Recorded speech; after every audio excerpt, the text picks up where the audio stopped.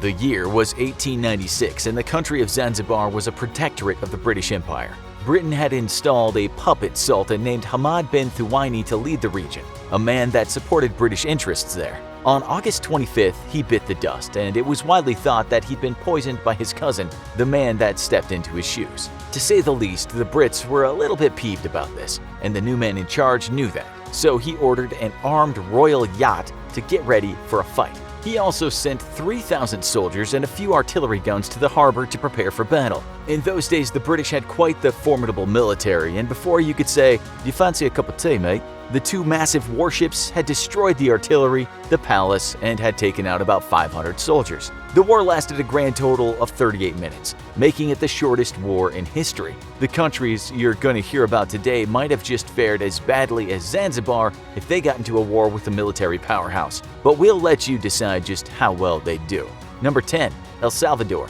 The South American nation has a surprisingly large budget for being on this list at around $165 million. That might sound like a lot, but it's not so much when you consider the New York Police Department had a budget of $5.6 billion that year. It also had 55,304 people working for it. El Salvador, on the other hand, only has 35,000 soldiers, and 10,000 of those guys and gals are reserves. The country has some fighter aircraft bought from the USA around the time the first Star Wars movie hit the theaters, and you could say the same about its helicopters. As for artillery and armored cars, some of that hardware dates back to the Second World War. In the sea, El Salvador only has 3 patrol boats, so that's not much happening there. So this is not a modern military by any means, but you might ask if it needs to be. The country hasn't seen many conflicts as of late. Back in the 50s, when the US was talking about Reds under the bed and was paranoid that communism was going to catch on in many nations, it supplied El Salvador weapons to thwart an uprising if one happened. In 1969, there was the football war with Honduras, and from 1979 to 1992, there was the Salvadoran Civil War. These days, the military spends most of its time fighting organized crime, drug trafficking outfits that no doubt have a much bigger budget than the armed forces. Our next country was an ancient military powerhouse, but not so much today. Number 9. North Macedonia, formerly just Macedonia. You're thinking, hang on a second, wasn't like one of the greatest military men in history from this country? Surely it hasn't gone that downhill. Well, things have changed a lot since Alexander the Great was taming wild horses on the plains and dreaming about his future empire. Right now, the country has 8,000 active personnel and another 5,000 in reserves. That's not so many people, but hey, what are you going to do with a military budget of $108 million? Still, it has a much better reputation than the military we put at number 10. It might be small, but still, the North Macedonian military has seen plenty of action in Afghanistan and Iraq. It has some armored vehicles and towed artillery, but most of those have seen better days and wouldn't stand out in an episode of MASH. The country has no navy to speak of, and while it has some helicopters and small pilot trainer planes, it doesn't have any attack planes. Next is another country with a shockingly large budget, but still a weak military. Number 8. Namibia. Namibia actually has quite a large budget compared to the country we just talked about, and that's a whopping $505 million. The country has a population of around 2.7 million people, but it also has a massive desert, and that's why it's known as one of the least densely populated countries in the world. Out of those people, 10,000 of them work in the military. The country owns 7 tanks, but they were made back in the 1940s. Whether they work these days is questionable. In fact, just about all of the country's land vehicles and artillery date back to a time when wars were watched on black and white TV. Namibia might have a big budget, but its weapons are very much from another era. For instance, it's said that the country has 6 fighter planes, but they're so old no one's sure if they even work anymore. Next is a country which might not have a powerful military, but has faced lots of war in its recent past. Number 7. Bosnia and Herzegovina. The budget for this military is $165 million, and it has 10,500 personnel in total. The Air Force has 0 planes, but it does have some helicopters that were made in the former Soviet Union. It actually has 320 tanks and 332 armored vehicles, so you might be wondering why it comes this low on the list.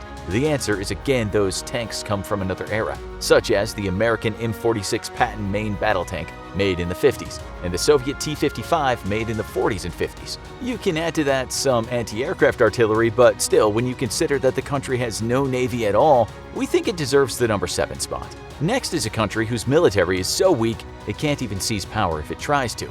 Number 6. Gabon. If you don't know where Gabon is, it's on the west coast of Central Africa. Its military was pretty busy last year attempting a coup d'etat. It didn't work. So when we talk about personnel, no doubt quite a few of those guys are new. A lot of people in the military who were pro-coup ran for the hills, were shot, or metaphorically speaking, went to the chopping block. It's actually a tiny military of just 5,000 people, and they're supported with an $83 million budget. It has no tanks, but it does have 70 armored vehicles. If you take a good look at those bad boys, you'll see that 16 of them are Panhard AMLs. These French-made killing machines were damn good back when folks were blown away by the high-tech game Space Invaders. That's the reason it's so low on the list. Its land forces are very, very weak. But one thing it does have is some nice aircraft. It has 3 Dassault Mirage 5s and 6 Dassault Mirage F1s. They might have been built in the 60s and 70s, but they were state-of-the-art back then. The Gabonese Navy exists, but the few old fast attack crafts and patrol vessels can't do much except scare pirates away. Our next country has probably more powerful militias than the official military. Number 5. Somalia. Back in the late 80s, the military was on the verge of collapse, and then in the 90s it was dissolved. Hardly a professional force, its military was accused of murder, assault, looting, and all kinds of corruption. Back then, a foreign diplomat wrote, "The inefficiency of the Somali armed forces is legendary." So that's not a good look for Somalia. The military did reinvent itself, but in a country that has seen so much internal discord, it was never easy making things right. The budget last year was just over $62 million, and in total, there were 20,000 active personnel. They were actually very active not long ago, fighting insurgents with some help from the US. So unlike some other countries we've mentioned, the Somali military has seen its fair share of action as of late. If you look at what it's got in terms of hardware, there you'll find there are a lot of main battle tanks. Look a bit closer, and you'll see some of them, such as the British Centurion, date back to the Second World War. It's the same with the armored personnel carriers. They're more museum pieces than formidable fighting machines. There used to be an air force, but that all fell apart in the bad old days in the 90s. Now it's non-existent. The same goes for the Navy. Number 4. Laos. Thanks to the US, the country of Laos, pronounced without the S, can say it's the most bombed country in the world. To stop the spread of communism, the US thought Laos needed a bit of hellfire. From 1964 to 1973, the US dropped bombs every 8 minutes, 24 hours a day. Laos was obliterated, and it was all done mostly in secret. A tenth of the population died, 98% of them civilians. Okay, so the history class is over. Laos didn't try to build a bigger military after it was partly destroyed, and the reason is there just wasn't any money. While it's more built up today, it's still very poor. That's why the military budget is just over $18 million. Laos actually has a lot of main battle tanks, numbering close to 130. You think that's quite a lot. But again, you have to understand that those things are antiques. They probably don't get used. The Air Force consists of utility and transport helicopters, and the Navy only has patrol boats. Laos is not likely to get into a war, far from it. But like its neighbor Thailand, a country now buying all kinds of expensive military hardware, the military is used against its own people when they stand up against corruption. The army, no kidding, has been accused of extrajudicial killing, torture, kidnapping, rape, attack against civilians, and starving minorities. And that's another reason why Laos is so low on the list. You can't call that good soldiering. The next country gets a bad rap, but its soldiers have done some honorable things. Number 3. Sierra Leone. Back in 2014, soldiers with the Sierra Leone military did a commendable job. They helped protect quarantine zones during the Ebola outbreak. That's not a nice disease to have, so you'd think those soldiers were well compensated. They weren't. Reports about the military say it's kind of a last stop for people. Back in the 90s, some reports said that many of the soldiers were drifters, drug addicts, and criminals. In the 2000s, privates were earning about $50 a month, and there was no running water in the barracks. The bathroom was a hole in the ground in a mud hut.